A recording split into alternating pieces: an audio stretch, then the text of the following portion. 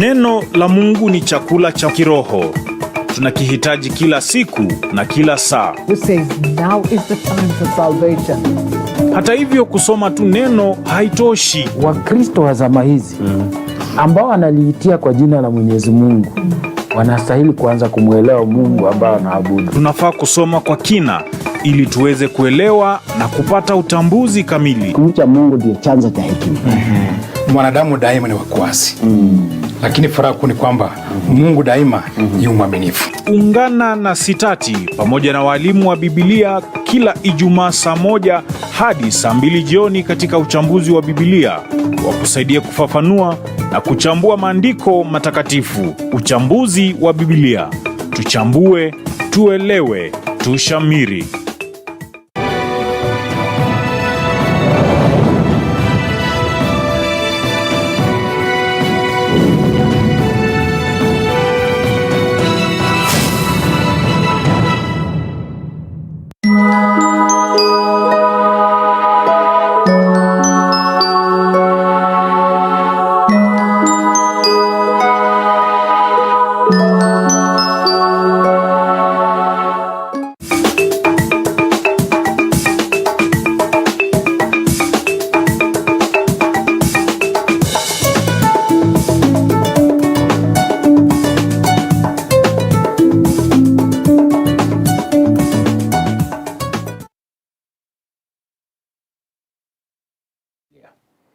Na jioni ya leo mada yetu ni mada nzuri ambayo inaongea juu ya uaminifu wa Mungu, ama tuseme Mungu ni mwaminifu.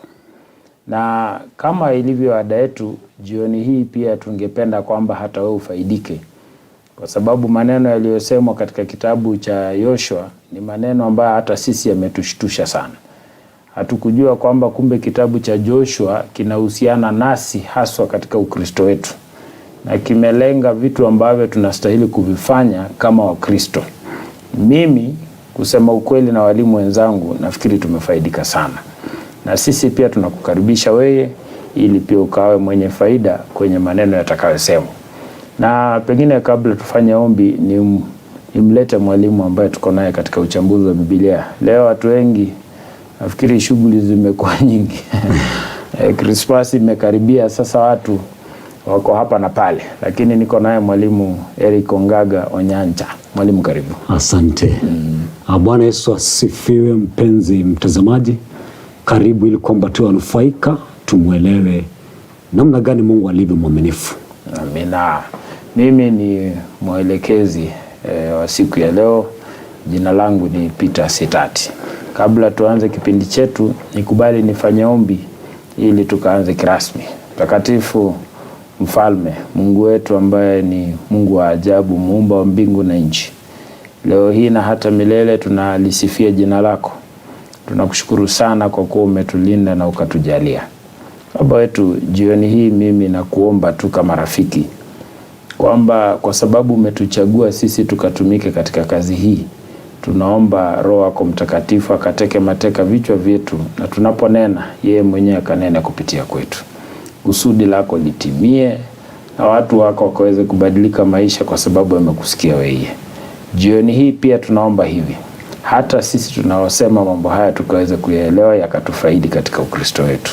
Asante Mungu wetu, katubariki, katujalie, jina lako litukuzwe. Katika Kristo tumeomba na kuamini. Amen. Mwalimu Eric, Ndiyo. Mungu uaminifu wa Mwenyezi Mungu. Kweli. Sasa unajua somo la leo linatokea katika hotuba ambayo ilitolewa na huyu jamaa anaitwa Joshua katika kitabu cha Joshua 23 na 24. Sasa katika hotuba hii Joshua unajua amefika miaka ambayo hata yeye anajua hakai sana. Anajua muda wake mfupi. Kweli. Na tunaona vitu vichache ambavyo nafikiri mimi nimefurahikia sana navyo ambavyo Joshua anajaribu kuongea. Na unajua katika 23 Joshua anaongea juu ya siku zijazo na vile Mungu anastahili kuabudiwa katika Yoshua 23. Katika Yoshua 24 anaongea juu ya matendo ya uaminifu ya Mwenyezi Mungu. Na katika huku kuelewa mwalimu, najua kuna wakati ambapo tunaangalia wanasiasa hapa Kenya Wengine kabla ondoke wanasema maneno mazito sana. Kweli. Ingawa hatusemi wanaishi kwa hayo maneno kwa sababu hawayatendi, lakini kuyasema wao wako ange sana kuyasema.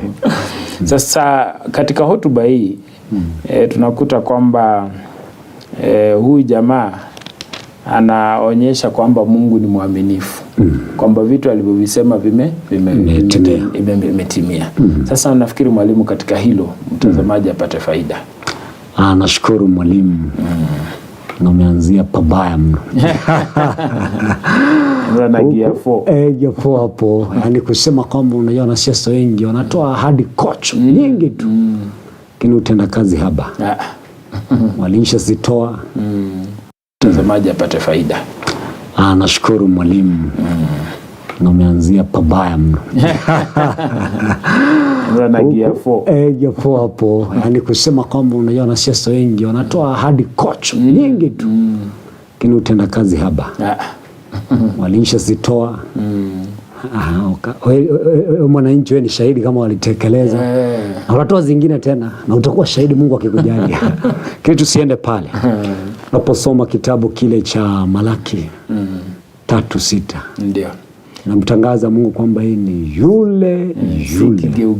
Sio kigeugeu. Na hata katika Hesabu vile vile anarudiwa 19 pale. Kisema kwamba yeye sio kigeugeu. Sio kigeugeu. Hasa unajua unaweza kutuhukumu maana tumesoma tu vitabu vya Agano la Kale. Yaani Agano la Kale. Hasa na Jipya vile vile unaposoma Waebrania pale 13:8. Sema kwamba Yesu ni yule jana, leo na hata kesho. Hasa Mungu ambaye tunapaswa kusoma mambo mengi kutokana na safari ya wana wa Israeli kwa ujumla. Ndiyo. Maana sisi ndio Waisraeli wa sasa. Alitoa ahadi pia kwa wana wa Israeli. Na tulikuwa katika kuchimba ama kuchunguza tujue kama kwa kweli aliweza kubadilisha. Hasa hapo ndio lazimika kusoma kitabu kile cha Yoshua 20. Mwalimu labda ungesoma Yoshua 20 pale na 4. Somea angalau wa text tupate kuelewa inavyosema. Acha niitafute mwalimu. Nisome tu kwa faida yetu. Mtazamaji, ni kitabu cha Yoshua 24. Ndio. Kitabu kizuri sana. Mimi nimependa sana mwalimu kitabu cha Yoshua. Kimetubariki. Sana. 24 mstari wa ngapi mwalimu? Au tutasomea pale 23. 24:23. Inasema hivi 24:23. Akasema, ndio. Basi sasa iondoeni miungu migeni iliyo katikati yenu. Mkaielekeze mioyo yenu kwa Bwana Mungu wa Israeli. Asante. Hapo na Israeli ambao kwamba kwanza waelekeze mioyo yao kwa Bwana Mungu wa nini? Wa Israeli. Sasa pale ili tupate hiyo hoja zaidi ni tusome sasa 40 hiyo 21 45. Itatuweka sawa kidogo kabla tufike 24. Yoshua 21 aya ya 45. Aya ya mwisho katika hiyo 21 inasema, ndio. Halikuanguka neno lolote katika jambo lolote lililokuwa ni jema ambalo Bwana alikuwa amelinena katika habari ya nyumba ya Israeli. Yalitimia mambo yote. Yaani hapo ndipo kuna hoja nzito kwamba lolote alilolisema lazima lilitimia. Sasa swali uliouliza ni je, ni yapi yale Mungu aliyowaahidi? Nitaje tu machache. Ndio. Ni kwamba aliwaahidia kwamba watapata nchi ya ahadi. Kweli. Sasa swali tunapaswa kujiuliza ni je, aliweza kutimiza ama hakuweza kutimiza? Hasa unapofika hapa kwa ile andiko linakuonyesha kwamba kwa kweli mambo yalifanya nini? Yalitimia.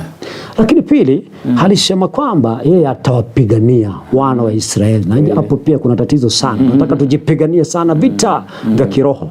Alisema kwamba vile vile atawapigania miongoni mwa mataifa angeyaondosha ni ile jamii ama wana wa Anaki. Lakini unapochimba maandiko unapata kwamba kwa kweli Yoshua alifanya vivyo hivyo.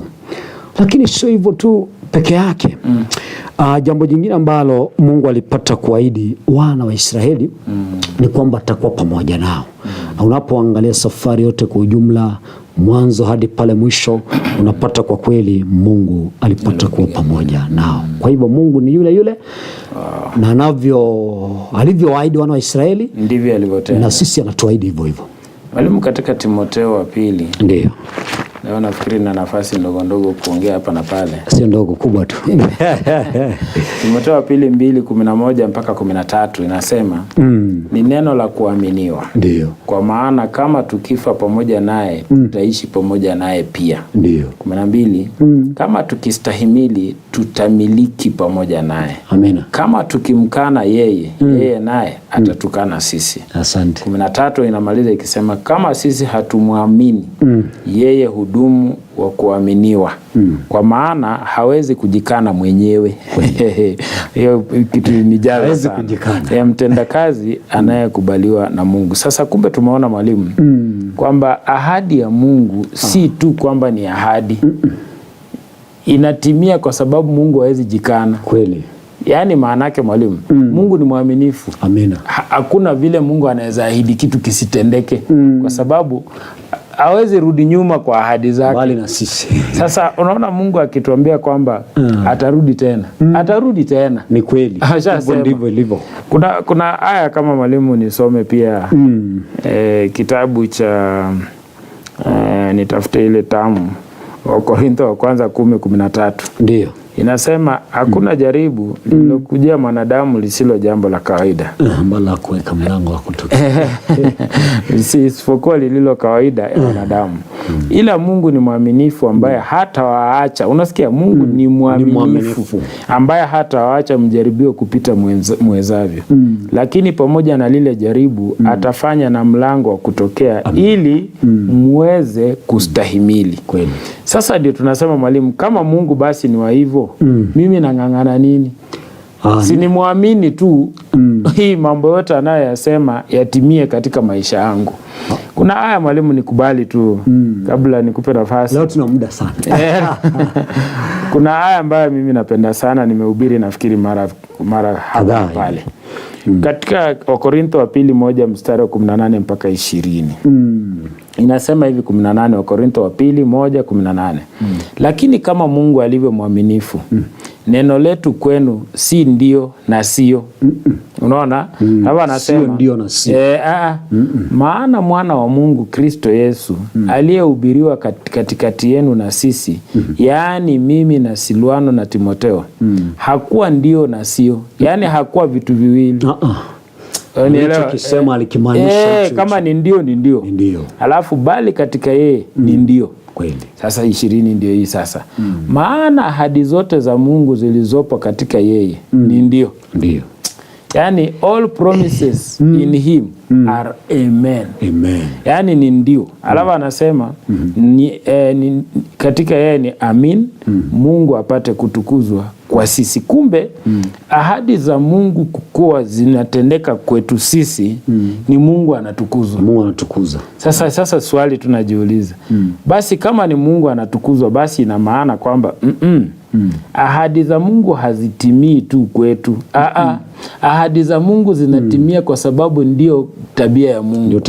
Ndio tabia ya Mungu. Yeye akiahidi lazima litendeke. Ndio maana Joshua 23:3 anasema, nanyi mmeona mambo yote ambayo Bwana Mungu wenu amewatenda mataifa haya yote kwa ajili yenu.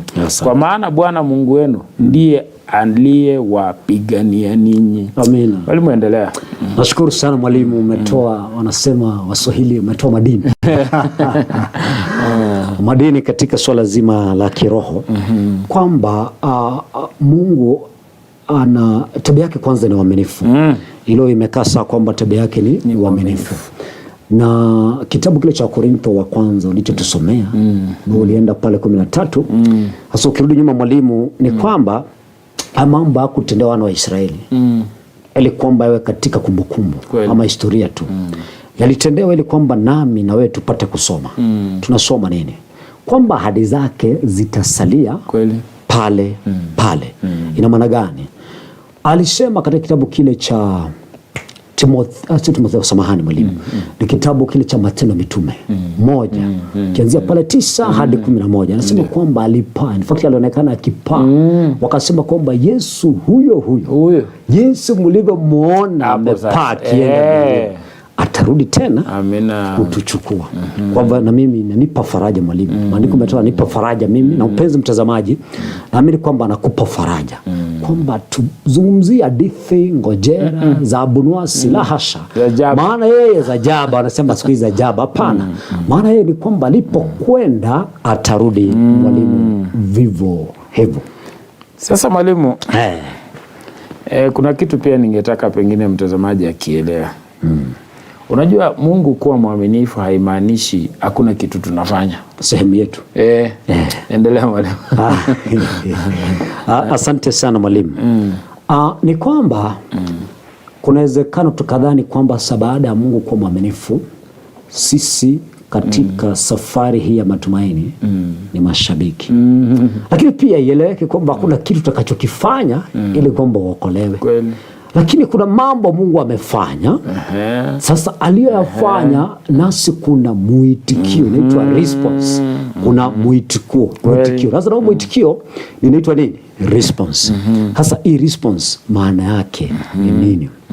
Unajua mwalimu, kama tulivyotangulia kusema, ndio wana wa Israeli walitendewa mengi sana makubwa. Na Yoshua akiwa miaka yake kama walivyosema pale, miaka imekwenda nasema siku za machweo, alikuwa na miaka 110. Aliona pia alikuwa shahidi wa mambo ambayo Mungu aliwatendea. Ni hapo unaposoma kitabu kile cha Yoshua 21:43 hadi pale 41. 45 mwalimu, asante. Hasa wana wa Israeli wakadhania kwamba maana alipowashindia sasa ushindi utasalia kuwa pale pale. Yaani alipowashindia sasa wakashinda, hawana sehemu ya nini? Yao. La hasha. Ni kwamba alipowashindia walichohitajika kukifanya, walihitajika kuonesha utii. Kweli. Utii. Yaani utii. Sasa hapo ninaposoma kitabu kile cha Yoshua 16 pale 23 saa 1 mpaka 5. Utapata kwamba walipaswa kuonesha na wao utii. Na utii ni upe. Walipaswa kutii amri za Mungu. Ni kwa nini amri za Mungu? Unajua sheria ya Mwenyezi Mungu, unaposoma kitabu kile cha Warumi 7 huko, unapata kwamba sheria ya Mungu pia inasema it is faithful. Bila Mungu naye alivyo mwaminifu. Kwa hivyo walipaswa 7:12. Nashukuru sana mwalimu. Utapata kwamba walipaswa kutii hiyo sheria za nani? Za Mwenyezi Mungu.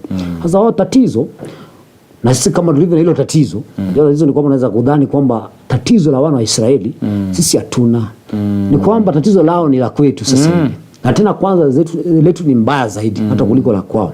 So wakadhania kwamba ushindi wa Yesu utaendelea, wa Mungu utaendelea kuwepo pale pale kila wakati na endelea kuwashindia. Wakasahau sehemu yao ya nini? Ya utii. Alikuwa mawashauri kwamba wasije wakaiga mambo ya mataifa, badala ya kuendelea kutii wao wakafanya nini? Wakaendelea kuiga. Kwa hivyo mwalimu, sehemu yetu ni utii. Wow. Unajua mwalimu, hapo tu vile unavyosema nikakumbuka kitu. Mungu aliwashindia. Unajua kuna siku moja walikuwa wameshinda Yeriko, wakajua tuko sawa, tuko mbele. Wakaenda kwa nchi ya Ai ambayo ni ndogo tu. Wakaona kuna haja gani ya Mungu kama tulishinda Yeriko? Wakasema watu msije mkazidisha 3,000. Wawili hivi walitandikwa. Walitandikwa kwa sababu kumbe ni Mungu alikuwa anawashindia. Lakini kuna kitu pia hapa mwalimu, kumaanisha kumbe basi hata katika ushindi wetu dhidi ya dhambi na shetani ni Mungu. Sisi wenyewe hatuwezi chochote. La hasha. Pili mwalimu, tuweke hivi pia. Baada ya kuwashindia wao ndio walijenga ukuta. Sasa kumbe kuna sehemu yao pia. Sasa Mungu hakuwajengea ukuta, hakufanya miujiza ukuta ukaenuka. Hakufanya miujiza nyumba zikaemuka. Hapana, lazima walikuwa wafanye sehemu yao. Sasa ndio nasema katika Ukristo wetu lazima tuwe watiifu, tukitambua kwamba wokovu ulishapatikana kwenye msalaba. Amina. Lakini fauka na hayo tuelewe kwamba sisi pia tuna sehemu yetu ya kutenda katika wokovu wetu. Amina. Kwa maana Biblia inasema work out your salvation trembling and fear. Yes. Sasa kumaanisha mwalimu, kumbe hata sisi tunatakana tuseme Mungu ni njia gani nitembee? Kweli. Lakini Mungu hatembei, ni wewe watembea kwa hiyo njia. Sasa ndio maana pale mwalimu naamini Yakobo pale 2:18 sasa nionyeshe imani yako, sio kuwa na matendo. Sasa na mimi ni kuonesha imani kwa njia ya matendo, ama imechangamana matendo. Sasa kunaweza katu kadhania kwamba sasa nimeshamwamini mwalimu. Niongeze haya hapo 2:24 hapo tu Yakobo. Asante mwalimu. Kuna jambo tamu sana ambayo tupe watu wengi hawakubaliani nayo. 2:24 inasema hivi mwalimu. Ndio. Mwaona kwamba mwanadamu huhesabiwa kuwa ana haki kwa matendo yake, si kwa imani peke yake. Hilo ndiko mwalimu. Watu wengi hawezi kubaki. Hapo watufiki sana.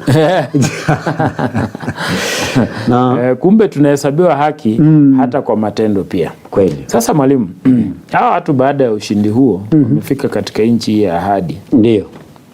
Huu ushindi nafikiri ukaingia kwenye vichwa. Kweli. Sasa kukawa na dukuduku na tukawa kizungu kinaitwa konzana. Ndio. Kukawa na kuna shida hapa. Asante. Mwalimu endelea. Kwa Mungu ameshawashindia. Na lazima tuone ili dukuduku linatoka kwa nani. Maana nakumbuka mambo kidogo. Ni vema kueleza muktadha sahihi. Kweli. Sasa ile dukuduku linatoka kwa huyu kiongozi ambaye anaitwa Yoshua. Ndio. Dukuduku anaoliona ni lipi? Ni kwamba licha ya Mungu kuwashindia, ni kipi kinachofuata? Kama tulivyotangulia kusema hapa awali, hawa wanadhania kwamba ule ushindi yani bado they're entitled. Yani ni wao. Yani huo ushindi hakuna haja kufanya lolote tena. Sisi hata at some point they're about to forget kwamba ni Mungu aliyefanya nini? Aliyewatoa Misri. Aliyewatoa Misri. Sasa ushindi uko hapa ujeuri, huo ushindi ukawashibisha. Sasa hapo ndio Yoshua anawakumbusha. Na ni wapi pale anapowakumbusha? Ni pale ile andiko lipotaja Yoshua 23:1 hadi pale 5. Ambapo nasi tunakumbusha, mwalimu labda ungelisoma ingekuwa salama. Nasema 1 mpaka 3. Hata ikawa baada ya siku nyingi Bwana alipokuwa amekwisha kuwapa Israeli raha mbele ya adui zao pande zote. Naye Yoshua alipokuwa mzee mwenye miaka mingi sana. Ndio. Yoshua akawaita Israeli wote, wazee wao na wakuu wao na makadhi yao na maakida yao, akawaambia, mimi ni mzee nami nimekuendelea sana katika miaka yangu. Yes. Nanyi mmeona mambo yote ambayo Bwana Mungu wenu amewatenda mataifa haya yote kwa ajili yenu. Kwa maana Bwana Mungu wenu ndiye aliyewapigania ninyi. Tazama, nimewagawieni kwa kura mataifa haya yaliyobaki yawe urithi kwa kabila zenu.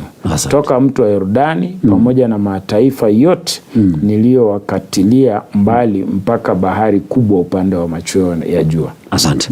Hasa hapo Yoshua anachokisema ni kwamba anawakumbusha. Najua mwalimu, wakati mwingine mambo mnatuhubiria si eti ni mambo ambayo ni mageni. Tunahitaji kukumbushwa ama kukumbushana. Kweli. Hasa Yoshua anakumbusha kwamba yani kumbuka mambo makuu ambayo Mungu aliwatendea. Kwa hivyo unapoambia kwamba kumbuka, na maana alikuwa amesahau. Ndio maana Sabato tunakumbushwa tu. Si tujui ni kufanya nini, ni kukumbushwa. Ni kipi kinachofuatia? Kwa nini wakumbushwe? Ni kwa maana alikuwa amekwenda tenge. Wamesahau mambo makuu ambayo Mungu amefanya nini, amewafanyia. Ni kwa nini inaonekana kwamba walikuwa wamesahau?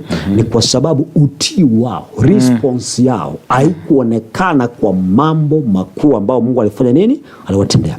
Mwalimu, tupie tu jambo moja kwamba nasi kuna mambo mengi tumefanyiwa. Sasa hivi mwaka unakaribia kukamilika.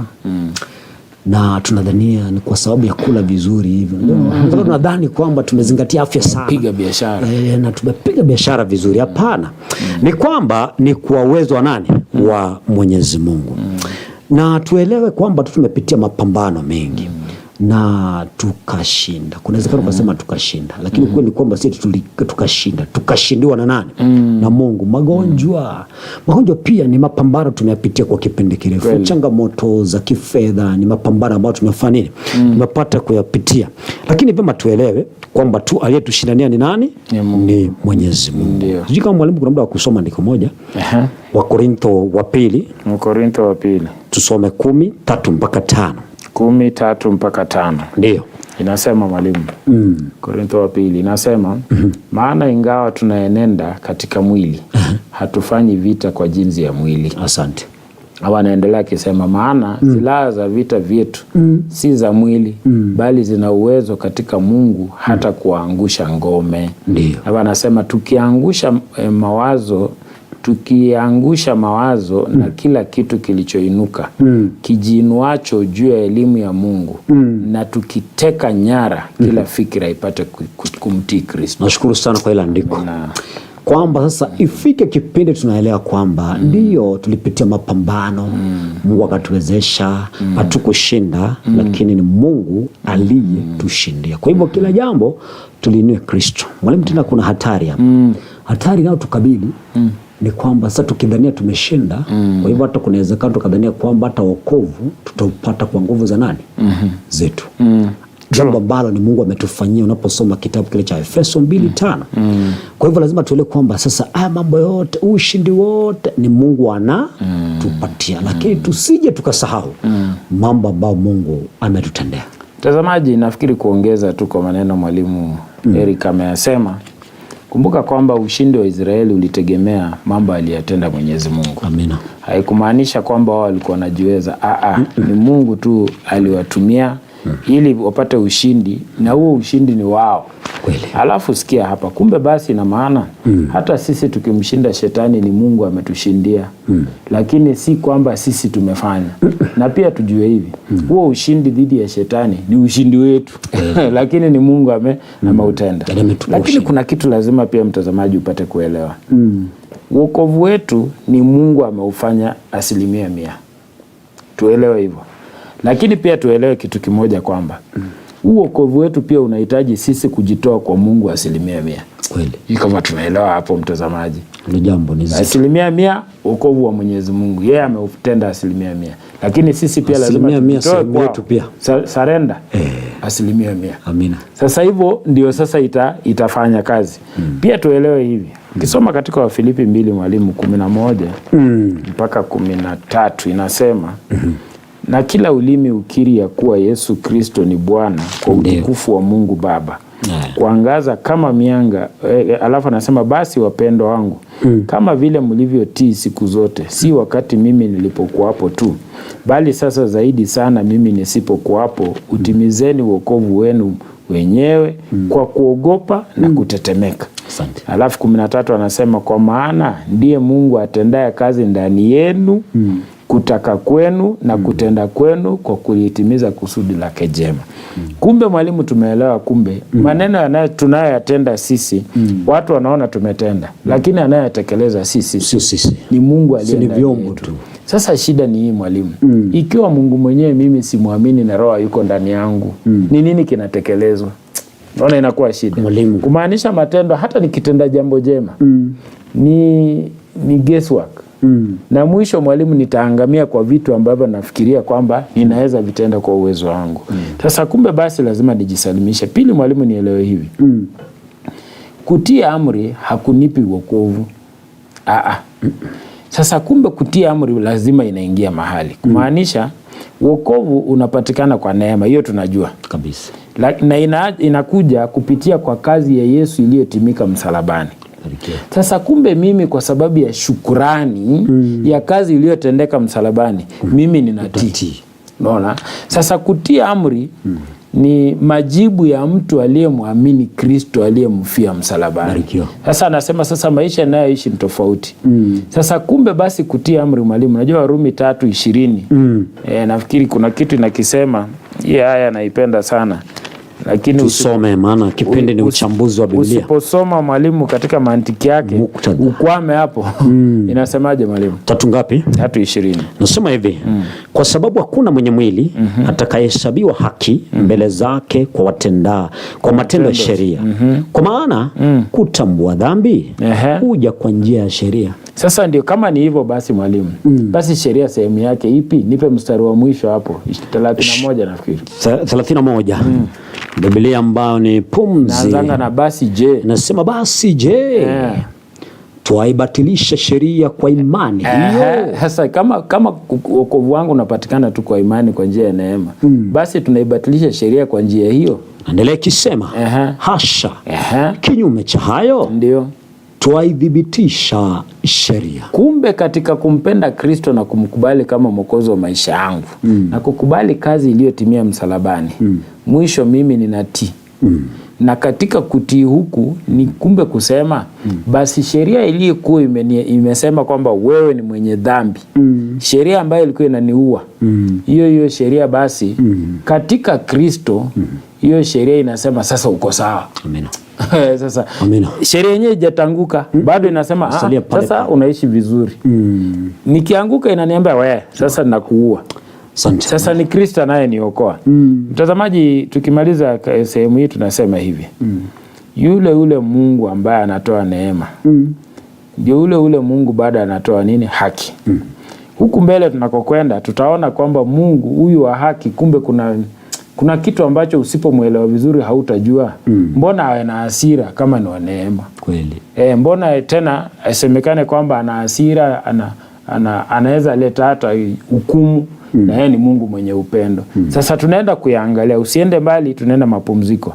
Lakini ujue kwamba mtu yeyote ambaye amemkubali Kristo kama mwokozi wa maisha yake, mtu huyo anamtii kama upendo. Ndio maana Yohana 14:15 anasema mkinipenda mtazishika amri zangu. Asante mtazamaji, usiende mbali, tunaenda mapumziko. Mungu akubariki. Amina.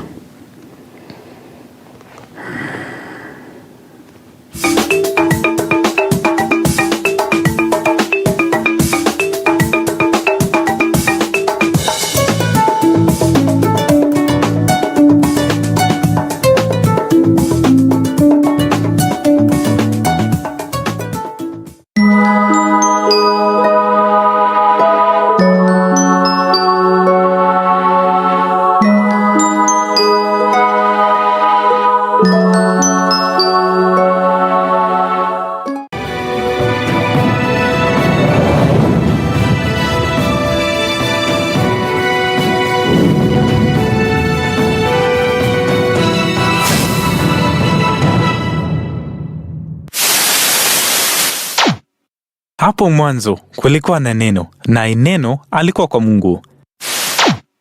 Neno lako ni taa miguu yangu na mwanga wa njia yangu.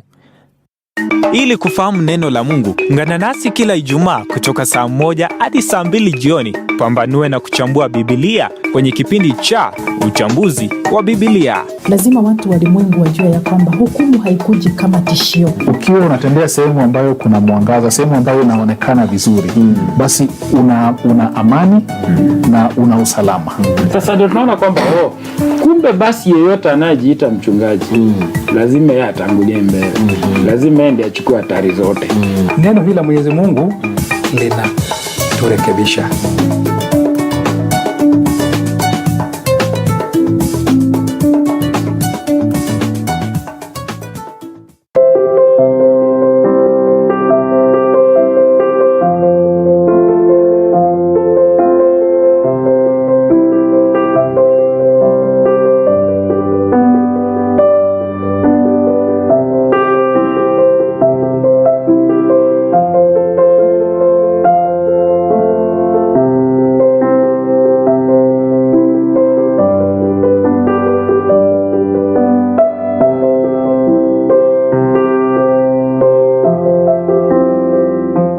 The name Job is both a title of a book and a name of a person.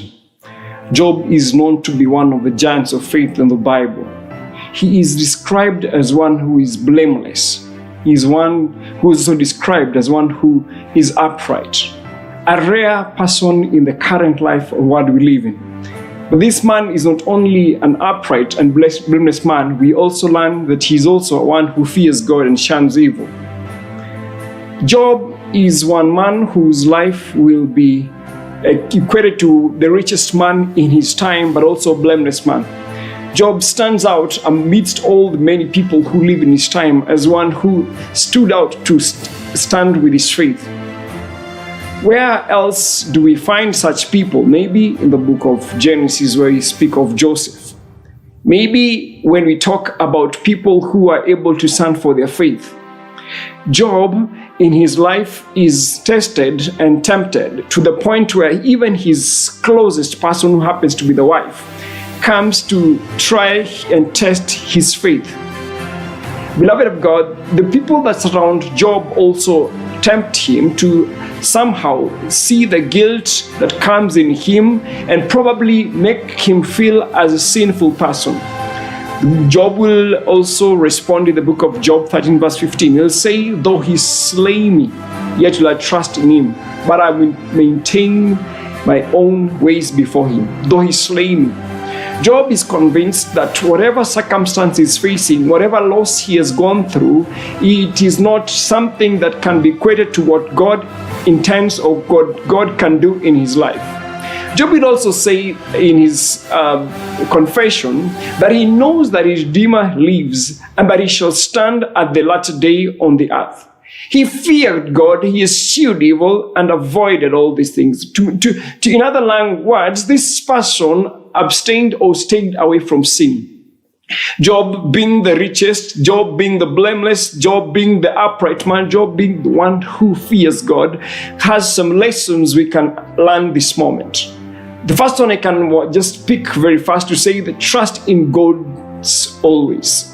The times when we face challenges in our lives, we ought to hold on to things. And sometimes we feel as though that God is not there. We start trusting in our own ways. But in this narrative of Job, we get to a point where we learn that we want to learn to trust in God despite our predicament. Says, the simplicity of the word is this: trust in God, because his ways is always the way. Another point I want to learn today is the fact that you're blameless doesn't mean you're faultless. Job was blameless. Job was upright. Job feared God. But in all these things, he was still able to get into the midst of suffering. So therefore, whenever you face suffering in your life, doesn't mean that you cannot stay away from trouble. Trouble will affect everyone. Trouble affects even those who God loves deeply. Trouble may be as a result of God allowing the enemy to test your faith. But one thing that I pick from this thing also, it's inevitable to know that he still holds on to hope. Hope is one thing that as a Christian we hold on to. Hope is an expecting something that can happen. Hope is holding on to something in the midst of challenges. Then another thing I learned again is silence isn't absence. When God seems silent in your life doesn't mean that God is absent. He's present. He lives. No storm is beyond God's intervention and redirection. God works in the storm and commands lights in the darkness. The book of Genesis begins that says that there was darkness. Then the Bible continues to say, and God commanded light. Whatever darkness you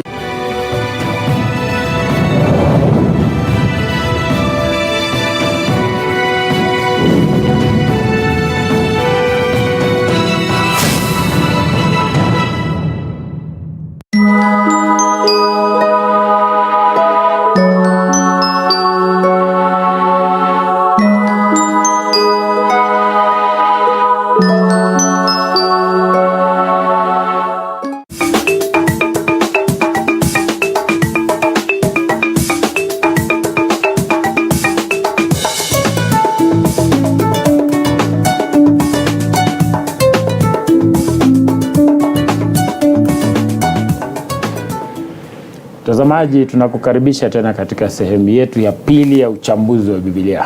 Na katika hii sehemu ya pili tunataka kuangalia tena vitu fulani ambavyo tungetaka pia wewe upate faida kwavyo. Na unajua katika Ukristo wetu kuna mipaka. Kuna mipaka. Lazima kuwe na mipaka, kwa sababu huwezi tenda tu kila kitu na uitwe Mkristo na ama uitwe kwa jina la Kristo. Na pia mtazamaji upate kuelewa kwamba huyu Mungu, nafikiri sehemu nyingine tutaenda tunaonyesha huyu Mungu ni Mungu pia mwenye hasira. Sasa kama yeye ni Mungu mwenye hasira, mbona awe na upendo na mwenye hasira? Alafu mwisho tutamaliza na je, tutajishikilia vipi kwa Mwenyezi Mungu tuwe wenye kufaulu? Kabla tufika hapo mwalimu, turudi sehemu tuliokuwa. Unajua katika Ukristo wetu wacha niache Ukristo wetu kwanza, tutumie Waisraeli kwanza ndio turudi huko. Hawa na Israeli mwalimu wameshinda. Unajua kwa mshindi pia kuna hatari. Sifa zinakuandama. Kuna hatari. Endelea mwalimu. Asante. Na hatari gani waliokuwa kwa wao na si pia? Asante. Wana wa Israeli wameshinda kwa mambo mengi. Lakini utaji yale ambayo utakumbuka kwa urahisi. Ndio. Ni kwamba wameshinda makabila mengi. Kwanza ukitaja Waanaki sio haikuwa mchezo. Kwa watu wakubwa. Na hata Yeriko alikuwa jambo rahisi.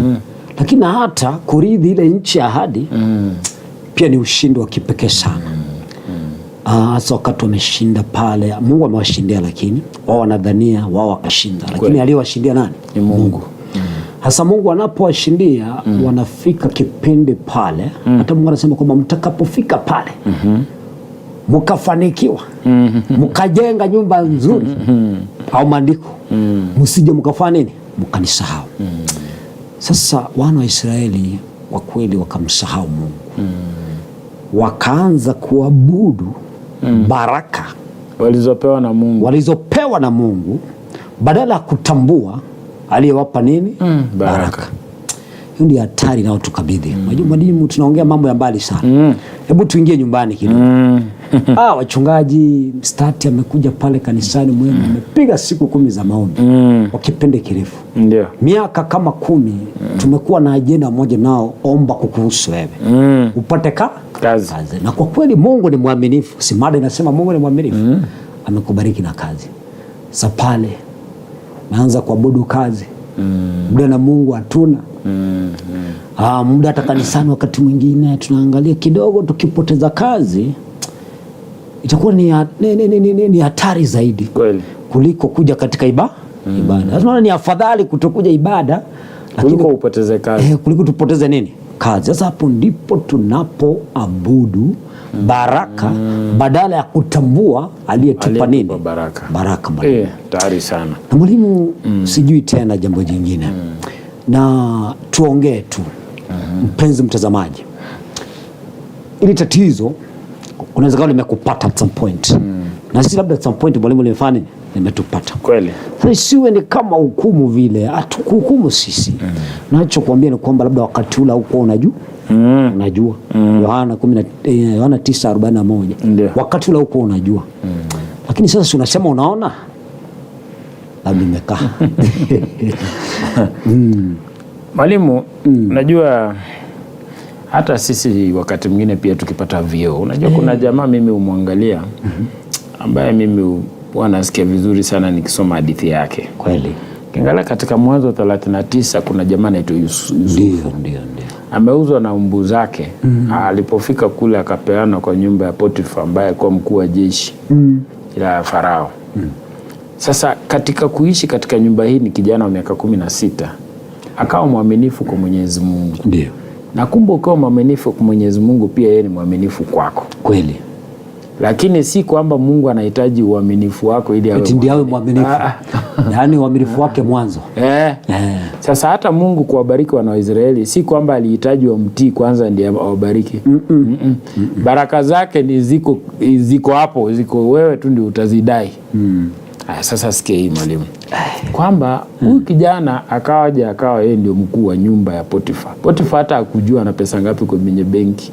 Najua hakukuwa na benki lakini nafikiri kuna hela zilikuwepo. Hela zilikuwepo lakini hakujua. Ungemuuliza una ng'ombe ngapi anasema muulize Yusufu. Sasa alipokuwa pale tunaona kwamba Yusufu hakujiinua. Hakumsahau Mungu. Baada alikuwa mwaminifu mpaka anatamaniwa na mkewe Potifa. Anasema siwezi fanya jambo hili dhidi ya Potifa na dhidi ya Mungu. Sasa kumaanisha mwalimu, ingawa alienuka cheo, lakini alibaki mtiifu kwa Mwenyezi Mungu na alibaki mtu ambaye ana unyenyekevu. Hakushiba sifa. Unajua tunashiba sifa sana mara nyingi. Sisi hapo ndio tuko na shida mwalimu. Hata Mungu akikupa ulumbi tu na kushika aya 2 3. Unataka kuonyesha watu kwa juu. Wakati tunaenda kuhubiri katika mikutano ya hadhara. Mtu anasema mimi ndio nahubiri wa mwisho. Kwa nini sawa? Sasa sianataka kuhubiri wakati kumejaa watu. Sasa sisi tukue kama Spana Boys wa kumletea watu, yeye sasa atoe maneno. Pa mwanzo kidogo. Hata makambi mtu anasema hapana, mimi ndio chief guest. Kwa sababu yeye ndio kusema. Ana ushawishi kule kwingine anashindwa. Ati yeye konganga huu. Ulitoka wapi? Hata anakaribia kusema what. Sasa ndio tunasema hapana. Tukimjua Mwenyezi Mungu, tabia zetu zinabadilika. Kweli. Kwa sababu ina maana kwamba kitu tunachosumbuka nacho haswa ni Mungu atumjui. Ani Mungu atumjui. Sasa wana wa Israeli wamemuona Mungu katika ushindi wao wote. Lakini haikuchukua muda wakamsahau Mwenyezi Mungu. Hivyo ndivyo tulivyo. Hata tumeona Mungu katika maisha yetu. Tangia tunapozaliwa mpaka leo, maisha ujana, uzee ndio huu, ni baraka inatuandama. Unajua mimi kutumia wewe kama miracle. Kweli. Mimi nilikuwa najua umekufa. Wewe ile ajali uliyopata ilikuwa mbaya mno. Nilikuwa najua umekufa. Nilipokuona tena ingawa kumejaa bandages huku. Nilisema ni Mungu. Mtu aliniambia hadithi vile ulipata accident, nikajua Eric ameenda. Sasa ndio nasema, mbona uko hapa saa hii? Wewe hakuna kitu Eric unaweza jisifia. Hakuna chochote. Mimi Mungu alinitoa wapi?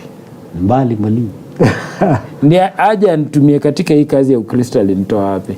Nina nini cha kujisifia? Hauna chochote. Mtazamaji, hauna chochote cha kujisifia.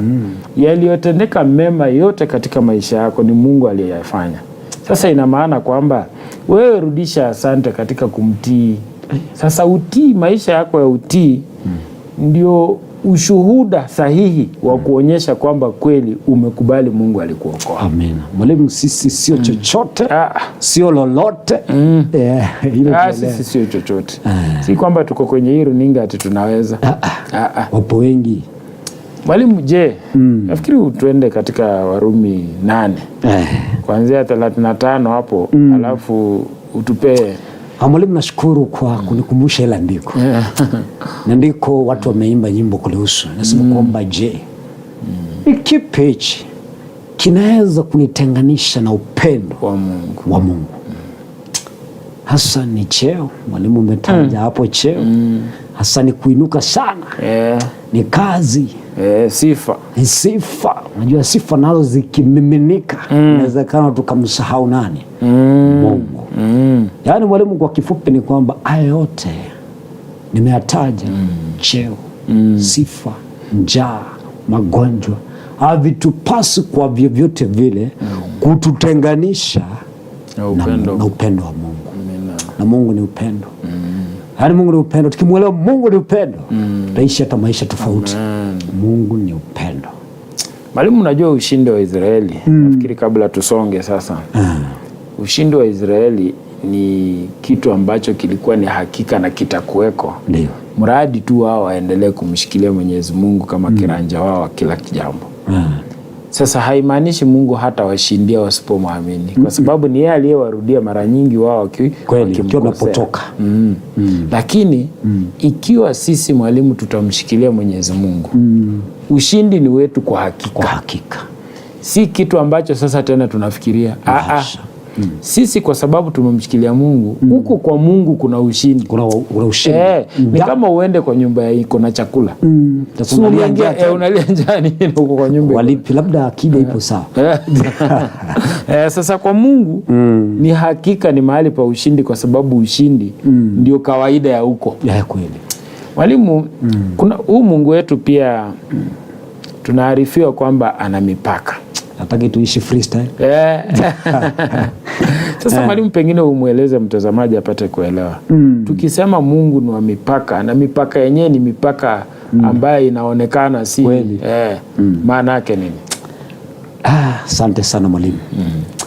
Ni swali nzuri tu kwamba Mungu huyu ni Mungu wa mipaka. Labda ili tumweke sawa mwalimu, tusome kitabu kile kwanza cha Yoshua. Tupate kuelewa wana wa Israeli. Tuelewe mipaka ya wakati ule. Tujue kama sasa je, amebadilika? Naamini usiamini mpenzi mtazamaji, akibadilika huyu sio huyu Mungu tunayemhubiri sisi. Kwa mwingine. Asante mwalimu, tupe andiko. Yoshua 23:6 hadi pale 7. Inasema hivi. Inasema, basi iweni mashujaa sana kuyashika yote yaliyoandikwa katika kitabu cha Torati ya Musa. Mwalimu, nasikia hilo? Hujaendelea. Yaani kuwa shujaa wakati mwingine sio mambo. Unajua wakati mwingine tulikuwa na Jamhuri Day. Siku nyingine tukawa zina nini? Mashujaa wanaotambulika. Labda kuna uwezekano Biblia isiwatambue. Sasa Biblia inasema mashujaa ni wao yashika ya Mungu. Mwalimu, tuendelee. Hasa Torati. Basi iweni mashujaa sana kuyashika yote yaliyoandikwa katika kitabu cha Torati ya Musa. Lakini haimalizia hapa, inasema na kuyatenda.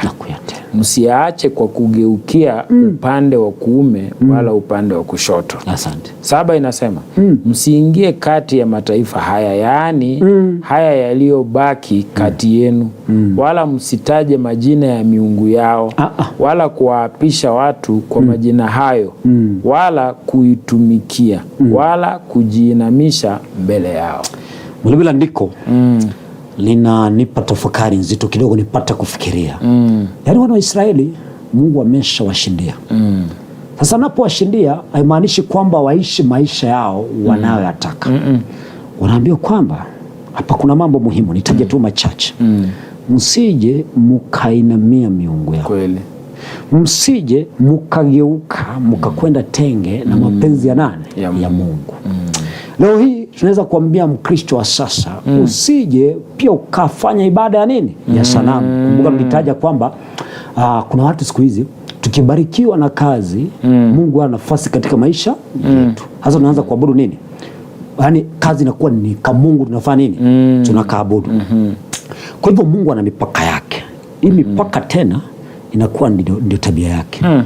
Hiyo mipaka inaweza kuwa ni ipi?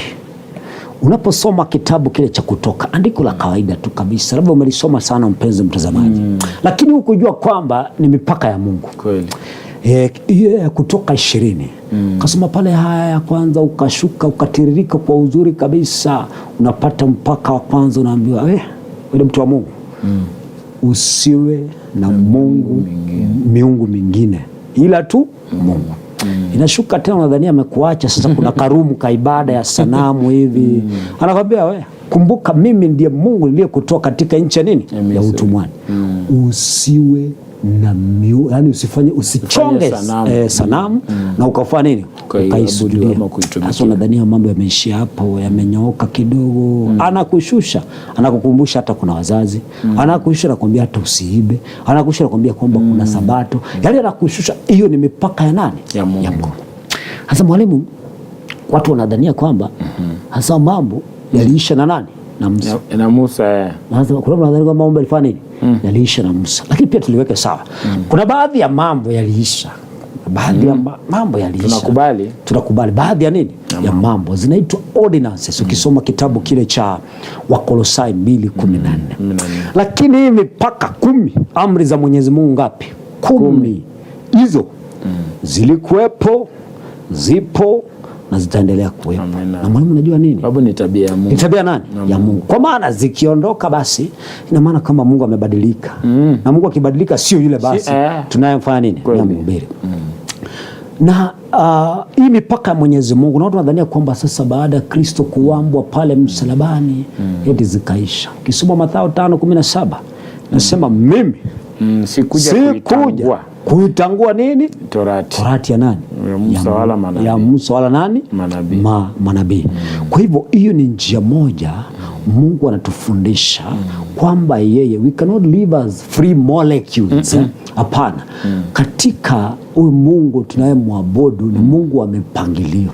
Unajua mwalimu, Kuna watu wanadhani kwamba sasa si nimeshaokolewa na ni neema na matendo sio muhimu. Kuna watu wanadhani kwamba sio muhimu.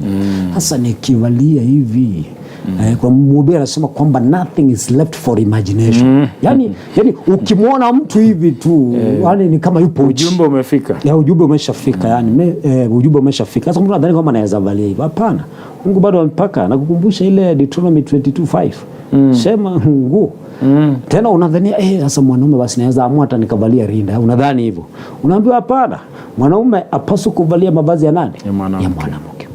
Sio hivyo tu peke yake. Mungu ana mipaka kwa njia nyingi. Mwalimu, labda niitulie hapo kidogo. Asante mwalimu. Mambo mazito sana. Sasa mwalimu, kuongezea tu kwa mambo yako kwamba najua Joshua akiwa mzee anaona hawa watu mahali wanakwenda. Anaona heri hawa watu wasikie mambo haya wasije wakapotoka wakaondoka. Kweli. Sasa ndiye anawaasa, anasema wabaki waaminifu. Amina. Lakini zaidi ya hayo wawe tofauti na mataifa. Ile separate. Sasa kwa sababu wao wametengwa kwa ajili ya ibada ya Mungu na kuwavuta wengine katika zizi. Walipaswa kuwa chemichemi ya wokovu kwa mataifa na wazunguka. Sasa hatari kubwa waliokuwa kwayo ni kwamba si kwamba kuokolewa kutoka Misri na kuishi pale ndio hatari. Hatari kuja kwa vitu vidogo vidogo vya kuwavuta polepole. Kwa sababu Musa anasema, Yoshua anasema kuna mataifa ambayo mko nao mnaishi nayo hapo ambayo amesalia hawajatuka tu kuwaua. Unajua kuna wengine Mungu alisema wasiuawe. Sasa hayo mataifa msije mkakubali miungu yao, paka anasema msitaje. Kwa sababu mwalimu, vitu tunavyovisema ndivyo vinavyo shape vile tunavyofikiria. Kweli kweli. Sasa inawezekana kwamba vitu vidogo vinaweza nivuta. Hebu nisomee Yakobo 4. Mstari wa 4. Hatari sana. Yakobo 4. Ila ndiko hilo. Hatari. Yakobo 4:4. Na Mungu hajatuacha gizani kwa vyote vile. Yakobo 4:4. Ndiko nzuri tu. Anasema hivi, akwamba henyi wazinzi, hamjui ya kwamba kuwa rafiki wa dunia ni kuwa adui wa Mungu? Naona mwalimu swali. Sasa kumbe wewe ukiwa una urafiki na dunia wewe ni mzinzi. Kwa sababu uko na miungu wa baba wawili ama mabwana wawili. Sasa anasema kuwa rafiki wa dunia is equal to kuwa adui wa Mungu. Kweli. Sasa hakuna sehemu ya katikati. Niseme hivi mwalimu. Katika Ukristo wetu sisi huwa haturuki katika dhambi. Biblia inasema tuna backslide. Neno slide mwalimu ni kuteleza. Uteleza polepole ukienda. Biblia haijasema back jump. Backran. Backran. Kama ingesema backran mwalimu, kuna effort, kuna uwezo na nguvu fulani imetumika. Backslide inamaanisha huenda utaenda bila kujua. Kweli. Ndio Mungu anasema msihusiane na hao. Ni unajua ukiona maji kukiwa na mvua nyingi inapita mahali, inasema maji hufuata mkondo wake. Least resistance. Lakini ikinyesha siku 5-6 utakuta sasa kuna mtaro fulani. Kweli. Kumaanisha mwalimu kwamba kumbe ni mmomonyoko wa udongo. Sasa kumbe huu mmomonyoko unaweza tendeka katika tabia zetu. Suleimani akaambia usioe wanawake wengi. Yeye akasema kwani mimi ndio mwenye hekima hii dunia kuliko mtu yote. Iweje? Yeye ndiye alikuwa tajiri kuliko mfalme yote. Lakini hekima yake haikumdhibiti dhidi ya kuporomoka.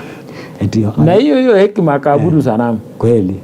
Sasa sisi lazima tuangalie kuna hatari sana. Ndio maana Wakorintho wa pili mwalimu 6:14.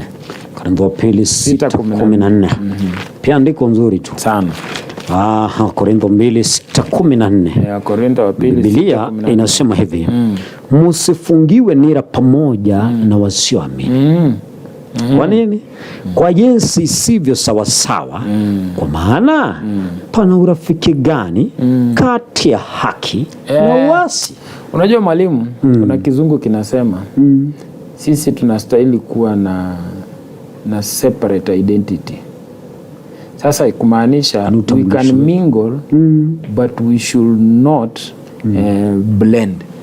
ikawa tunaenda kupata vizuri hatustahili kublend, yani hatuwezi kujitenga na tunaweza wao, changamana na wenye dhambi, changamana na wao, kwa sababu kama hatuwezi changamana tungetakana tuishi mbinguni. Lakini tunaweza changamana, lakini haimaanishi sasa tuingiane tuishi maisha yao na matendo yao. Barikiwa. Haistahili hivyo.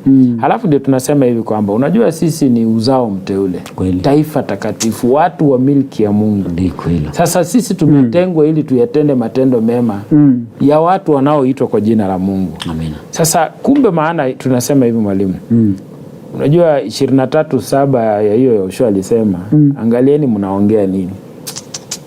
Kumbe hata kuongea kwetu lazima kuwe kunaambatana na maandiko ya Mwenyezi Mungu. Kweli.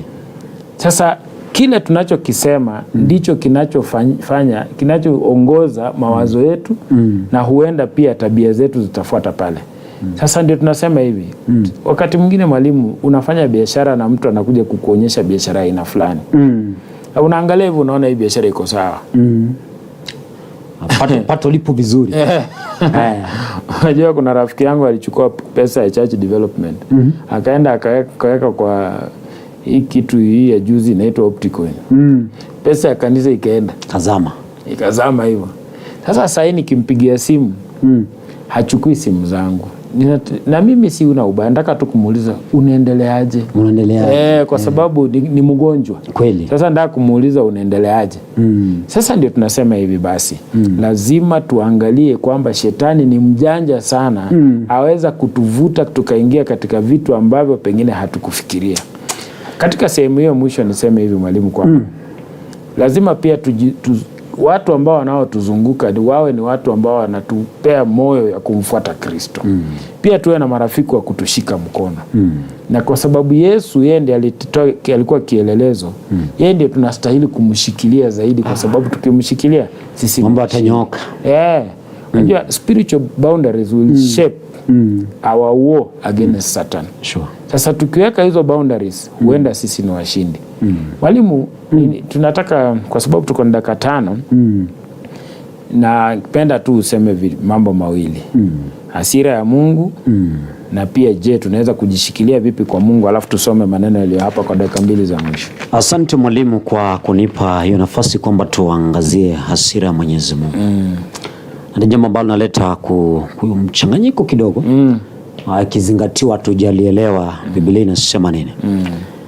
Na labda ili lieleweke zaidi mwalimu, tusomee Yoshua 23:16 hasa. Yoshua 23:16. Hilo litaweka mambo sawa. Alafu ende mbio. Dakika zimeisha. Mimi ninasema hapo mtakapolivunja agano la Bwana Mungu wenu alilowaamuru na kwenda kuitumikia miungu mingine na kujiinamisha mbele yao, ndipo hasira ya Bwana itakapowaka juu yenu, nanyi mtaangamia upesi katika nchi hii njema aliyowapa. Asante.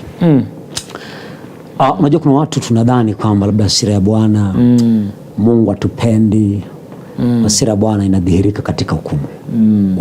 Kwa njia gani? Kwamba tunapokwenda tenge na mapenzi ya Mungu, Mungu atutukii sisi wa dhambi. Lakini tunachokitenda sisi kama dhambi, hasa hapo ndipo Mungu apendi. Hasira ya nani? Ya Bwana inawaka dhidi ya dhambi. Basically that. Hiyo ndio Mungu anataka tupate kuelewa. Labda nitoe tu jambo moja ili lipate kueleweka vizuri. Unaposoma kitabu kile cha Leviticus, unajua Mungu alikuwa ameshauri wana wa Israeli, though ulikuwa umetaja hilo jambo 18:20 mpaka 21, inaangazia mambo ya idolatry, yani kuabudu sana. Hilo ni jambo ambalo hasira ya Bwana iliwaka dhidi yao. Ukirudi katika Kutoka pale 32, walipotengeza ndama wakaiabudu. Ni kipi kilichomkasirisha Mwenyezi Mungu? Ni kitendo cha dhambi ya kutumwabudu nani? Mungu. Hilo la kwanza. Lakini pili, unaposoma Exodus 34 verses 5 all the way to 6, inakwambia kwamba kuna jambo la utukufu wa Bwana. Yaani katika hasira ya Bwana utukufu wa Bwana unadhihirika. Sio kama nimeweka hilo jambo sawa. Iko sawa kabisa. Yaani kwamba si Mungu, kwa mfano nikitumia mfano ule wa wana wa Israeli walipotengeza ndama. Sasa ndio wana wa Israeli wakajua kwamba kumbe anayepaswa kuabudiwa, anayepaswa kupewa utukufu. Sio hii miungu inao mapua na iwezi kunusa. Sio hii miungu ambayo ina mdomo na iwezi kufanya nini. Yani hapo ndipo utukufu wa Bwana ulipata kubainika. Lakini hasa hata katika Ufunuo 19 Mungu baki dakika 3. Asante. Mungu atakapomaliza swala zima la dhambi, unadhania nani anaibuka kupewa utukufu? Ni Mwenyezi Mungu. Kwa hivyo hasira ya Bwana inadhihirika katika hukumu. Na unajua pia mwalimu, hasira ya Bwana hajalenga wanadamu. La hasha. Amelenga dhambi. Kweli. Sasa shida ni kwamba kama una dhambi utapatikana na hiyo hasira. Unajua hata hasira ya Bwana iliwaka juu ya Yesu asiyekuwa mwenye dhambi. Kweli. Ndio maana Wakorintho wa 2:5-21 inasema alifanywa dhambi yeye asiyejua dhambi ili sisi tuwe haki ya Mungu. Sasa ndio tunasema hivi, sisi tulirudishwa kwa Mwenyezi Mungu kupitia kwa kifo chake. Na hii hasira ya dhambi ndiyo ilifanya Yesu afe msalabani. Pia tuseme hivi mwalimu, katika kumaliza kwamba ikiwa tutalishikilia katika neno la Mungu, amina, tutajishikilia kwa Mungu na tutakuwa washindi. Asante. Sasa point kubwa pia tupate kujua ni kwamba huyu Mungu ni mwenye huruma sana. Amina. Na kwa sababu ana huruma nyingi, anasema njoo kwangu watoto wangu, jishike kwangu. Kuna mtu anaitwa Wilberforce Ombito. Nasema mbona wakati mwingi tunaweka tumaini kwa wanadamu tunapoangalia kwamba ako na fedha. Tunakosa kuweka tumaini kwa Kristo. Kwa Kristo. Wilberforce, kusema ukweli, hiyo ni tabia ya mwanadamu. Lakini mwanadamu aliyejishika katika Kristo hata mtegemea mwanadamu mwenzake. Laaniwa. Kwa sababu ukisoma katika Zaburi 118 mstari wa 8, 118:8 nasema amelaaniwa mtu ambaye ategemeaye mwanadamu.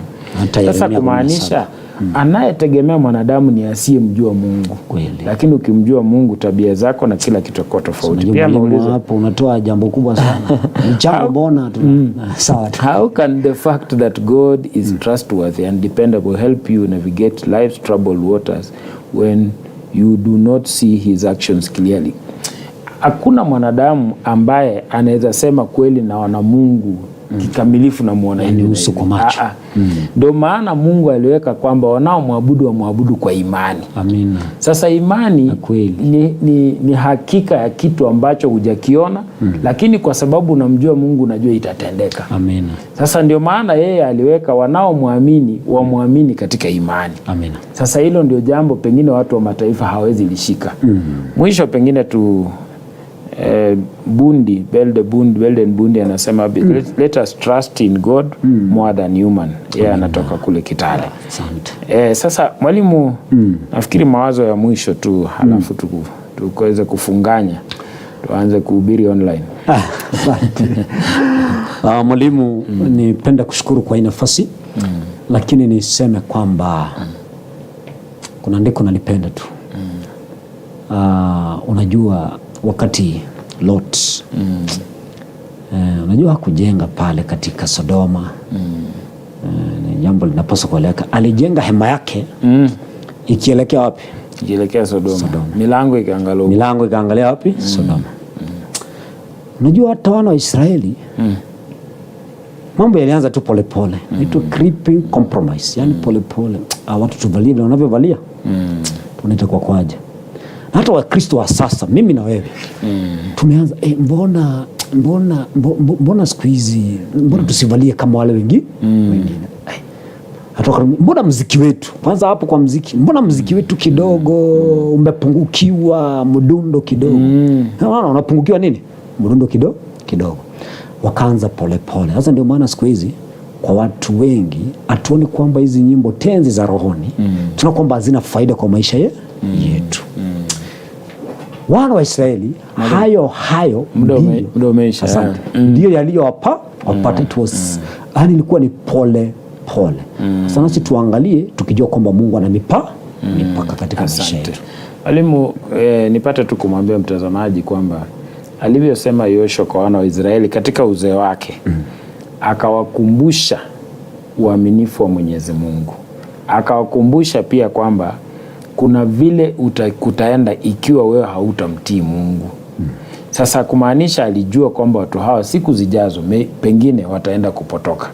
Alafu sikia mwisho niseme hiki kwamba kwamba sisi pia tuko na kitu kinaitwa competing gods. Tuko na miungu mingi sana katika dunia sasa ambayo inashindana na Mungu wa kweli. Wakristo wa sasa sikizeni.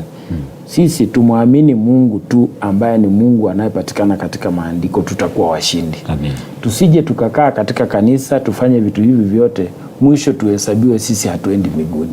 Itakuwa ni hasara kubwa sana. Wakristo wapendwa, tumwamini Mungu, tumshikilie, atakuwa mshindi kwetu. Sisi tutakuwa washindi kupitia kwake. Amen. Mwalimu, tufungie kwa ombi. Tuamini na tuombe. Mungu utukuzwe kwa mambo makuu ambayo umetutendea. Mungu utukuzwe kwa wema wako ambao unaendelea kudhihirika. Mungu utukuzwe kwa muujiza ambao umetenda wa wokovu katika maisha yetu.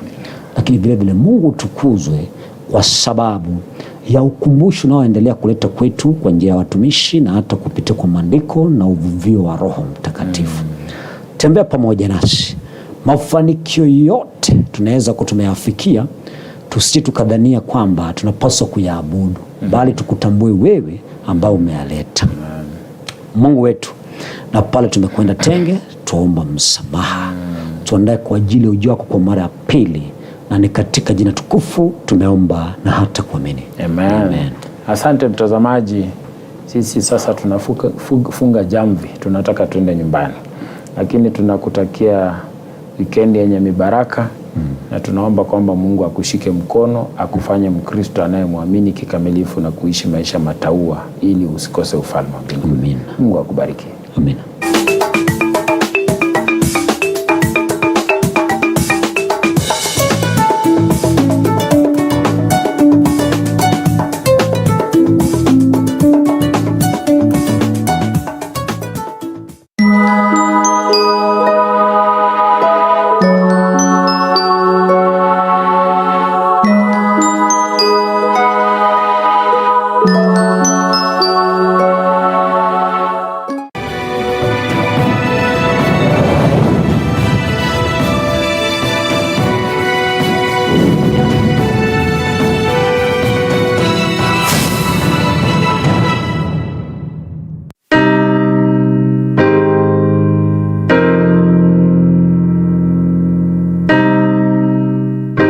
I thank God for Hope Channel Kenya. I have come to know the truths